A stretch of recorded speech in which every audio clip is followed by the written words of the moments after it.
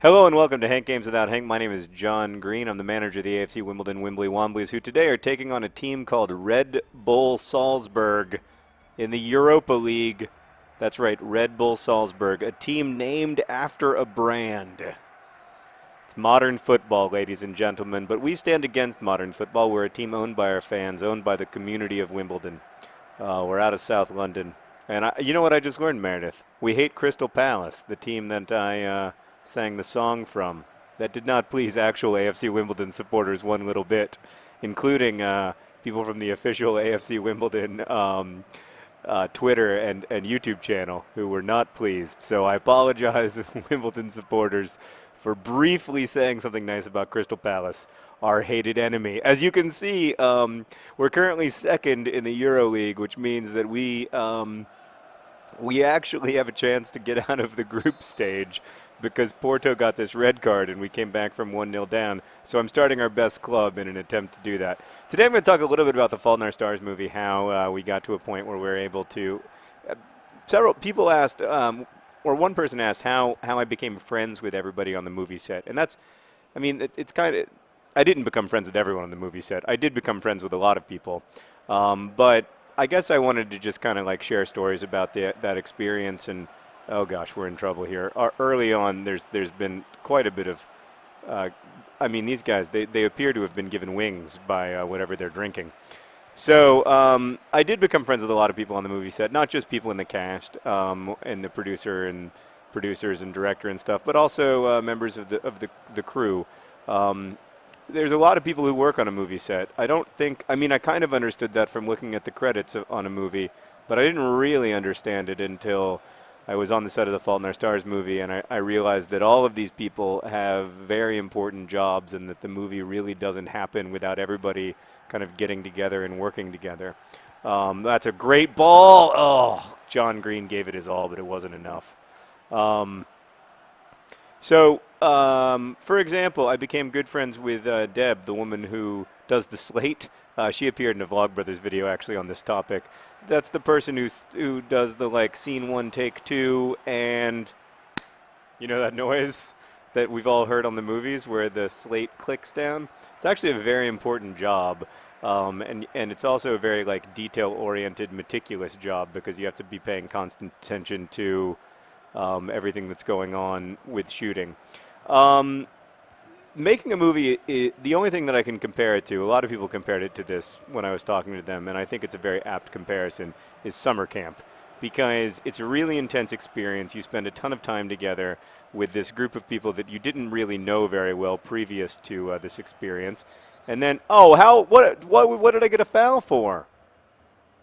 Can I see a replay, please, so that I can understand why Kennedy got a foul? What? Oh, just for like rubbing his pelvis up against the small of that young man's back?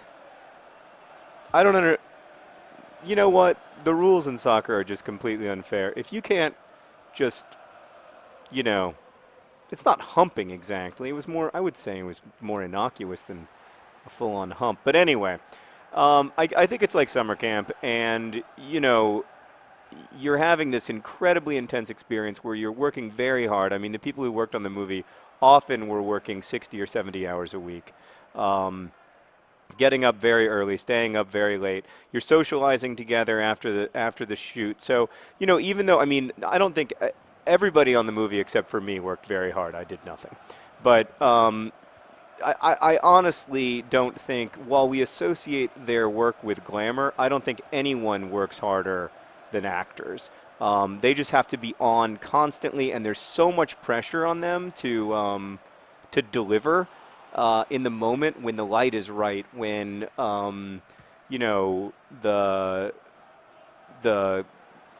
the camera people are working, and all the extras are moving at the right time, and everything's happening at the right time. There's so much pressure in that moment to bring the right performance and to many times like bring it over and over and over again, and then like it's not like you screwed up, but there's something wrong. There's so many moving parts, right? That there's something wrong with the light, or there's something wrong with the camera, or there's something, or we want to shoot it a different way, or whatever.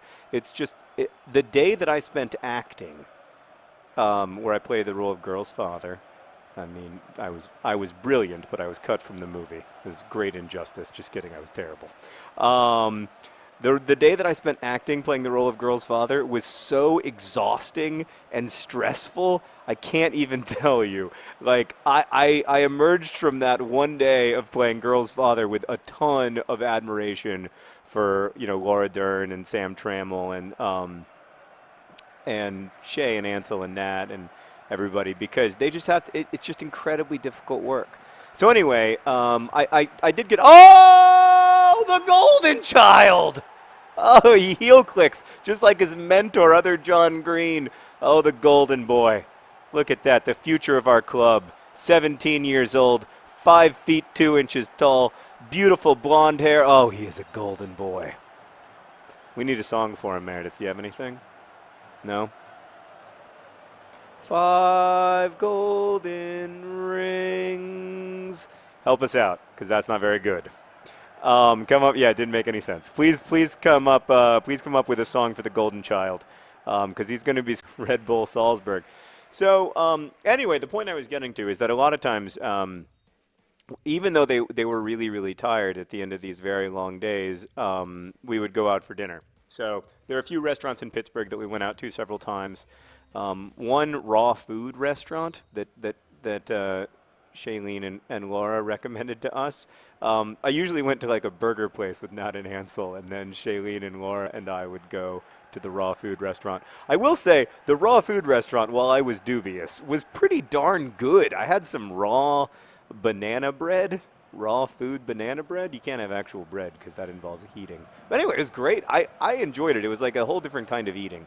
But then, you know, also we, like the producers and stuff and the cinematographer, Ben Richardson, we'd all go out. And, you know, those dinners were really wonderful experiences because it's just getting to talk to people who, you know, share a lot of your, you know, they're really funny, smart. Oh, that was a really bad free kick. They're really funny, smart people. And in the case of this movie, it was all people who were doing the movie. No one was doing the movie with the hopes of getting rich or whatever. No one was doing it to cash a paycheck, right? I mean, the people who were in the movie did it for very little money. The people who were making the movie were doing it for very little money. I mean, there wasn't an expectation of this being like, you know, the next you know, Divergent or whatever. They were doing it because they cared about it. And I mean, I will say I think the people making Divergent care about it too, for the record. But I mean, there was no sense of doing it for money because there wasn't much money to be made. And I think that's what made it so special, is that everybody on the set, and even that was even the case, by the way, with the crew, because the crew, most of the crew had the opportunity to work on a different show that was actually a longer job, that, you know, paid the same per week but more weeks. That was a TV job, and the people who ended up working on The Fault in Our Stars, most of them turned down the TV show to do Fault in Our Stars because they liked the book, or because you know, they had a friend who liked the book who thought it would be really cool, or because they were fans of Shailene, or various reasons. And so I think everybody went into that.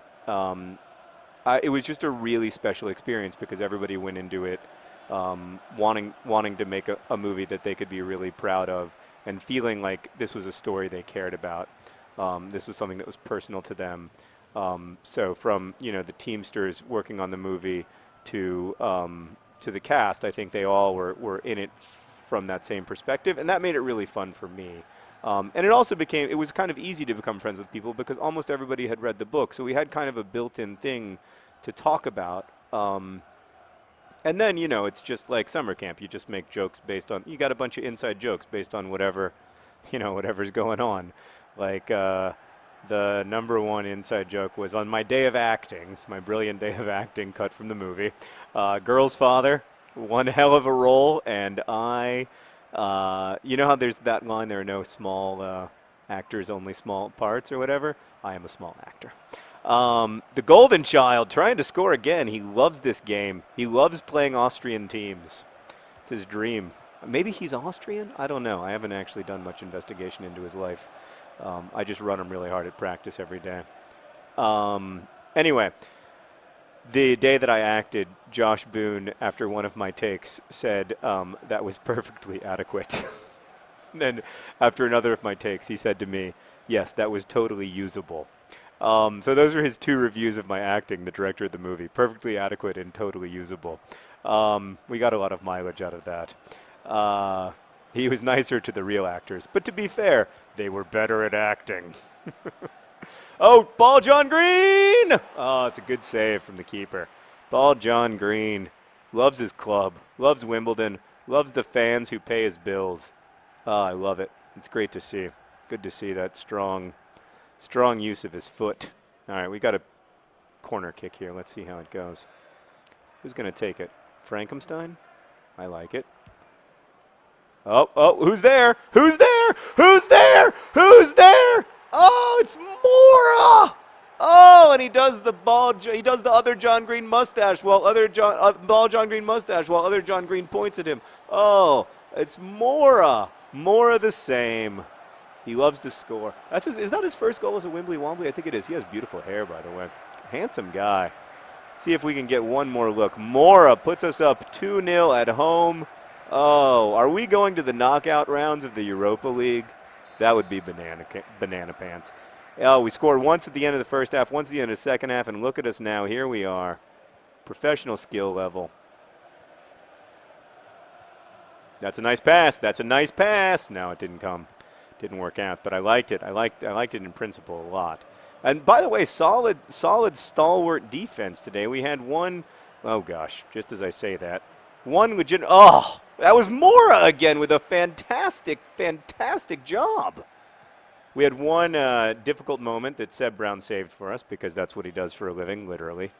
But yeah. Anyway, I mean, it was really. I know that I worry sometimes that I sound like almost like overly enthused about the movie and the whole experience of making it, and I think like the experience of promoting it will be much more challenging. But the experience of making it really was just a dream come true, and I'm so grateful to everybody for sharing their talents with that story and for taking a story that isn't a built-in Hollywood movie and really making it into one. This is us thanking you for your support on this amazing European night, making our opponents squat in shame.